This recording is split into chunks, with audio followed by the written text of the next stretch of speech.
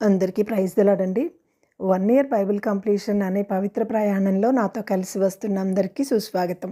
ఈరోజు మన ప్రయాణంలో 117వ రోజైన ఏప్రిల్ 27వ తేదీ వాక్యాంశాలు 2వ దినవృత్తాంతములు 17 నుంచి 19 అధ్యాయాలను ప్రార్థనాపూర్వకంగా మొదలు పెడదాం. మా ప్రియ పరలోకపు తండ్రి, మీ జీవ వాక్యంతో మమ్మల్ని మరొకసారి మీ పాదాల చెంతకు తీసుకొచ్చినందుకు హృదయమార వందనాలు. వినగలిగే చెవి, గ్రహించగలిగే హృదయాన్ని మీరు మాకు అనుగ్రహించండి. మీ వాక్యానుసారంగా జీవించే జీవితాలను మాకు దయచేసి మీ కృపకి పాత్రులుగా బతకడం మాకు నేర్పించమని ప్రభువు పేరిట ప్రార్థిస్తున్నాను తండ్రి. ఈ వాక్యాంశాలు నిజంగా మీ హృదయాన్ని స్పర్శించినట్లయితే కామెంట్ బాక్స్లో ఆమెను చెప్పడం మర్చిపోకండి. 2వ దినవృత్తాంతముల గ్రంథము 17వ అధ్యాయము. తరువాత అతనికి బదులుగా అతని కుమారుడు యెహోషాపాతు రాజై ఇశ్రాయేలు తన మీదకి రాకుండా తన రాజ్యమును బలపరుచుకొనెను. అతడు యూదా దేశములోని ప్రాకారపురములన్నిటి యందును సైన్యములను ఉంచి యూదా దేశమందును తన తండ్రి అయిన ఆస పట్టుకొనిన ఎఫ్రాయిము పట్టణముల యందును కావలి బలములను ఉంచెను. యెహోవా అతనికి సహాయకుడై ఉండగా యెహోషాపాతు తన తండ్రి అయిన దావీదు ప్రారంభ దినములలో నడిచిన మార్గమందు నడుచుచు బయలుదేవతను ఆశ్రయింపక తన తండ్రి దేవుని ఆశ్రయించుచు ఇశ్రాయేలు వారి చర్యలను వెంబడింపక ఆయన ఆజ్ఞలను అనుసరించి నడిచెను. కాబట్టి యెహోవా అతని చేత రాజ్యమును స్థిరపరచెను. యూదావారందరూ యెహోషాపాతునకు పన్ను ఇచ్చుచుండిరి. అతనికి ఐశ్వర్యమును ఘనతయు మెండుగా కలిగెను. యెహోవా మార్గములయందు నడుచుకొనుటకు అతడు తన మనస్సును దృఢపరుచుకొనిన వాడై ఉన్నత స్థలములను దేవతా స్తంభములను యూదాలో నుండి తీసివేసెను. తన ఏలుబడి యందు 3వ సంవత్సరమున యూదా పట్టణములలో జనులకు ధర్మశాస్త్రమును బోధించుటకై అతడు పెద్దలైన బెన్షయీలును, ఓబద్యాను, జెకర్యాను, నెతనీయేలును, మికాయాను, షెమయ, నెతన్య, జెబెద్య, ఆసాహేలు, షమీరామోతు, యెహోనాతాను, అదోనియా, టోబియా, టొబాదోనియా అను లేవీయులను, యాజకులైన ఎలీషామా, యెహోరామును పంపెను. వారు యెహోవా ధర్మశాస్త్ర గ్రంథమును చేతపుచ్చుకొని యూదా వారి మధ్య ప్రకటన చేయుచు యూదా పట్టణములన్నిటినూ సంచరించుచు జనులకు బోధించిరి. యూదా దేశము చుట్టూ ఉండు దేశముల అన్నింటి మీదికి యెహోవా భయము వచ్చినందున వారు యెహోషాపాతుతో యుద్ధము చేయకుండిరి. ఫిలిష్తీయులలో కొందరు యెహోషాపాతునకు పన్నును కానుకలను ఇచ్చుచూ వచ్చిరి. అరబీయులను అతనికి 7,700 గొర్రె పొట్టేళ్లను 7,700 మేకపోతులను తెచ్చుచూ వచ్చిరి. యెహోషాపాతు అంతకంతకు గొప్పవాడై యూదా దేశమునందు కోటలను సామగ్రిని నిలువ చేయి పట్టణములను కట్టించెను. యూదా దేశపు పట్టణములలో అతనికి బహుధనము సమకూర్చబడెను. అతని క్రింద పరాక్రమశాలులు యెరూషలేములో కూడి ఉండిరి. వీరి పితరుల వంశముల చొప్పున వీరి సంఖ్య ఎంతనగా యూదాలో సహస్రాధిపతులైన వారికి ప్రధానుడగు అద్నా యొద్ద 3,00,000 మంది పరాక్రమశాలులుండిరి. 2వ వాడగు యెహోహానాను అను అధిపతి వద్ద 2,80,000 మంది ఉండిరి. 3వ వాడు జిక్రీ కుమారుడైన యెహోవాకు తన్ను తాను మనఃపూర్వకముగా సమర్పించుకొనిన అమహ్య అతని వద్ద 2,00,000 మంది పరాక్రమశాలులుండిరి. బెన్యామీనీయులలో ఎల్యాదా అను పరాక్రమశాలి ఒకడుండెను. వీని వద్ద వింటిని కేడెమును పట్టుకొని వారు 2,00,000 మంది ఉండిరి. 2వ వాడు యెహోజాబాదు. వీని యొద్ద 1,80,000 మంది యుద్ధ సన్నద్ధులుండిరి. రాజు యూదా దేశమంతట నుండు ప్రాకారపురములలో ఉంచినవారుగాక వీరు రాజు యొక్క పరివారంలో చేరిన వారై ఉండిరి. 2వ దినవృత్తాంతముల గ్రంథము 18వ అధ్యాయము. తనకు ఐశ్వర్యమును ఘనతయు అధికముగా కలిగిన తరువాత యెహోషాపాతు ఆహాబుతో 1000 మంది కొన్ని సంవత్సరములు గతించిన మీదట షోమ్రోను నుండు అహాబు నొద్దకు పోయెను. అహాబు అతని కొరకు అతని వెంటనున్న జనుల కొరకు అనేకమైన గొర్రెలను పశువులను కోయించి తనతో కూడా రామాల్గిలాదు మీదకు అతనిని ప్రేరేపించెను. ఇజ్రాయేలు రాజైన ఆహాబు యూదా రాజైన యెహోషాపాతును చూచి, నీవు నాతో కూడా రామోత్గిలాదునకు వచ్చేదవా అని అడుగగా, యెహోషాపాతు, నేను నీవాడను, నా జనులు నీ జనులు, మేము నీతో కూడా యుద్ధమునకు వచ్చేదమని చెప్పెను.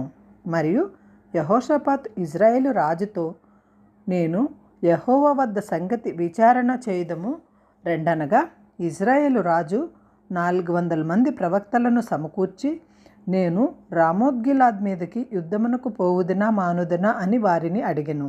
అందుకు వారు, పొమ్ము, దేవుడు రాజు చేతికి దానిని అప్పగించునని చెప్పిరి.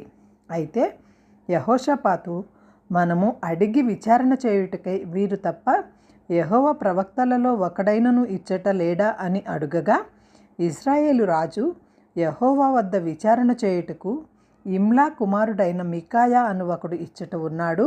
అయితే అతడు నన్ను గూర్చి మేలు ప్రవచింపక నిత్యము కీడునే ప్రవచించుచున్నాడు గనుక నేను వాని యందు పగ కలిగి ఉన్నానని అనగా, యెహోషాపాతు, రాజు అలాగనవద్దనెను.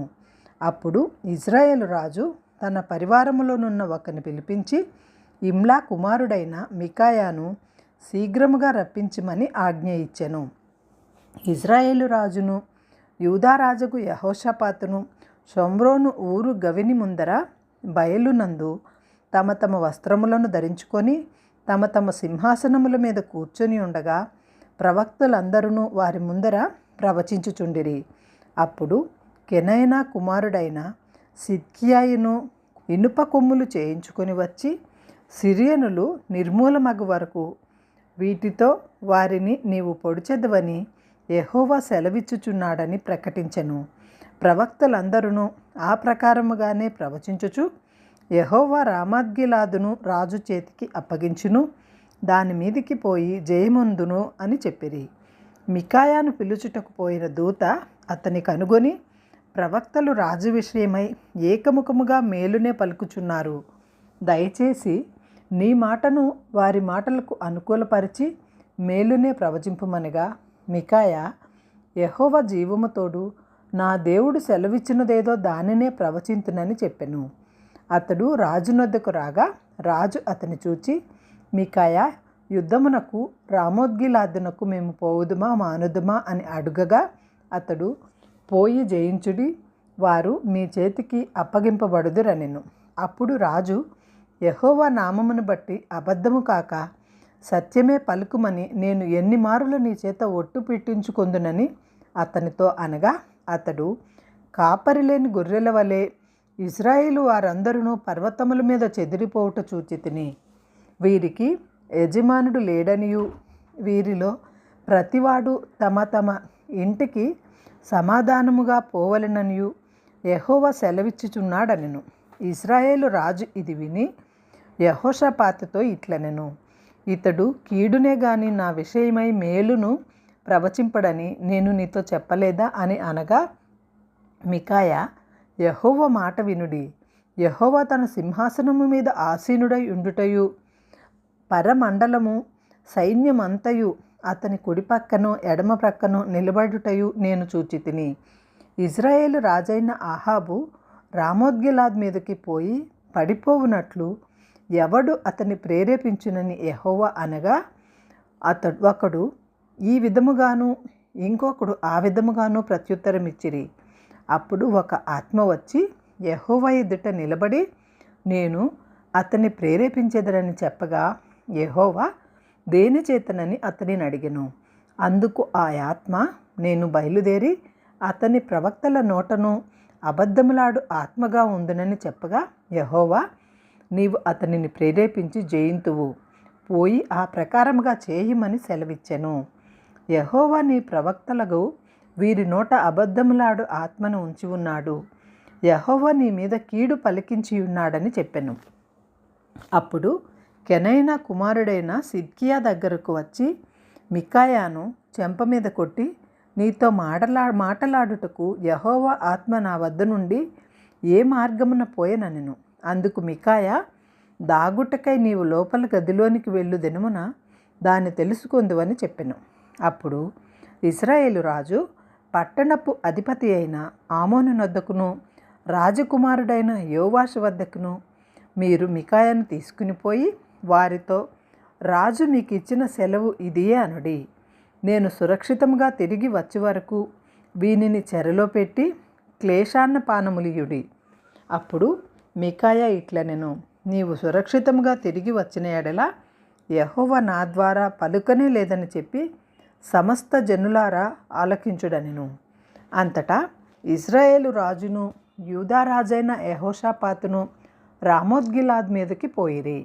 ఇశ్రాయేలు రాజు, నేను మారువేషం వేసుకుని యుద్ధమునకు పోవుదును, నీవు నీ వస్త్రములనే ధరించుకొనుమని యెహోషాపాతుతో చెప్పి తాను మారువేషము వేసుకొనెను. తర్వాత వారు యుద్ధమునకు పోయిరి. సిరియా రాజు, మీరు ఇజ్రాయేలు రాజుతోనే యుద్ధము చేయడి, ఆయుధములతోనైనను అధికులతోనైనను చేయవద్దని తనతో కూడానున్న తన రథాధిపతులకు ఆజ్ఞ ఇచ్చి ఉండెను. కాగా యెహోషాపాతు కనబడుటతోనే రథాధిపతులు అతడు ఇజ్రాయేలు రాజు అనుకొని యుద్ధము చేయుటకు అతన్ని చుట్టుకొనిరి. కానీ యెహోషాపాతు మొరపెట్టినందున యెహోవా అతనికి సహాయము చేసెను. దేవుడు అతని వద్ద నుండి వారు తొలగిపోవునట్లు చేసెను. ఎట్లనగా రథాధిపతులు అతడు ఇజ్రాయేలు రాజు కాడని తెలుసుకొని అతన్ని తరుముట మాని తిరిగిపోయిరి. అప్పుడు ఒకడు గురి చూడకయే తన వింటిని ఎక్కుపెట్టి ఇజ్రాయేలు రాజును అతని కవచపు బందుల సందున కొట్టగా అతడు, నాకు గాయము తగిలినది, నీ చెయ్యి తిప్పి దండులో నుండి నన్ను కొనిపొమ్మని తన సారథితో అనెను. ఆ దినమున యుద్ధము ప్రబలమాయెను. అయినను ఇశ్రాయేలు రాజు అస్తమయము వరకు సిరియనులకు ఎదురుగా తన రథమునందు నిలిచెను. ప్రొద్దుగుంకు వేళ అతడు చనిపోయెను. 2వ దినవృత్తాంతముల గ్రంథము 19వ అధ్యాయము. యూదా రాజైన యెహోషాపాతు ఏ అపాయమును చెందకుండా యెరూషలేమునందుండు తన నగరునకు తిరిగిరాగా దీర్ఘదర్శి హనానీ కుమారుడునగు యేహూ అతనిని ఎదుర్కొనబోయి రాజైన యెహోషాపాతుకు ఇలాగు ప్రకటన చేసెను, నీవు భక్తిహీనులకు సహాయము చేసి యెహోవా శత్రువులకు స్నేహితుడవైతివి గదా. అందువలన యెహోవా సన్నిధి నుండి కోపము నీ మీదికి వచ్చెను. అయితే దేశములో నుండి నీవు దేవతా స్తంభములను తీసివేసి దేవుని వద్ద విచారణ చేయుటకు నీవు మనస్సు నిలుపుకొని ఉన్నావు. నీ యందు మంచి క్రియలు కనబడుచున్నవి. యెహోషాపాతు యెరూషలేములో నివాసము చేయుచు బెయేర్షెబా నుండి ఎఫ్రాయిము మన్యము వరకు జనుల మధ్యను సంచరించుచు వారి పితరుల దేవుడైన యెహోవా వైపునకు వారిని మళ్లించెను. మరియు అతడు ఆయా పట్టణములలో అనగా దేశమందు యూదావారున్న బురుజులు గల పట్టణములన్నింటిలో న్యాయాధిపతులను నిర్ణయించి వారికి ఇలాగు ఆజ్ఞాపించెను, మీరు యెహోవా నియమమును బట్టియే గాని మనుష్యుల నియమమును బట్టి తీర్పు తీర్చవలసిన వారు కారు. ఆయన మీతో కూడా నుండును కనుక మీరు తీర్పు బహు జాగ్రత్తగా చేయుడి. యెహోవా భయము మీ మీద ఉండునుగాక. హెచ్చరికగా ఉండి తీర్పు తీర్చుడి. మన దేవుడైన యెహోవా యందు దౌష్ట్యము లేదు. ఆయన పక్షపాతి కాడు, లంచము పుచ్చుకొనివాడు కాడు.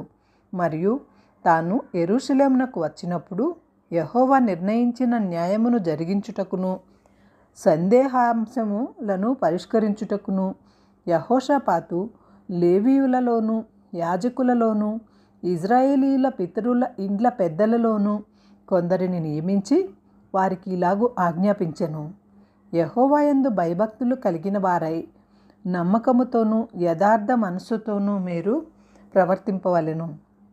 నరహత్యను గూర్చియు ధర్మశాస్త్రమును గూర్చియు ధర్మమును గూర్చియు కట్టడలను గూర్చియు న్యాయ విధులను గూర్చియు ఆయా పట్టణములలో నివసించు మీ సహోదరులు తెచ్చు ఏ సంగతినే గాని మీరు విమర్శించునప్పుడు మీ మీదికిని మీ సహోదరుల మీదికిని కోపము రాకుండునట్లు వారు యెహోవా దృష్టికి ఏ అపరాధమును చేయకుండా వారిని హెచ్చరిక చేయవలెను. మీరు అలాగు చేసిన ఎడల అపరాధులు కాక ఉందురు. మరియు ప్రధాన యాజకుడైన అమర్య యెహోవాకు చెందు సకల విషయములను కనిపెట్టుటకు మీ మీద ఉన్నాడు. యూదా సంతతి వారికి అధిపతియు ఇష్మాయేలు కుమారుడునగు జెబెద్యా రాజు సంగతుల విషయంలో పైవాడుగా ఉన్నాడు. లేవీయులు మీకు పరిచారకులుగా ఉన్నారు. ధైర్యము వహించుడి, మేలు చేయుటకై యెహోవా మీతో కూడా ఉండును.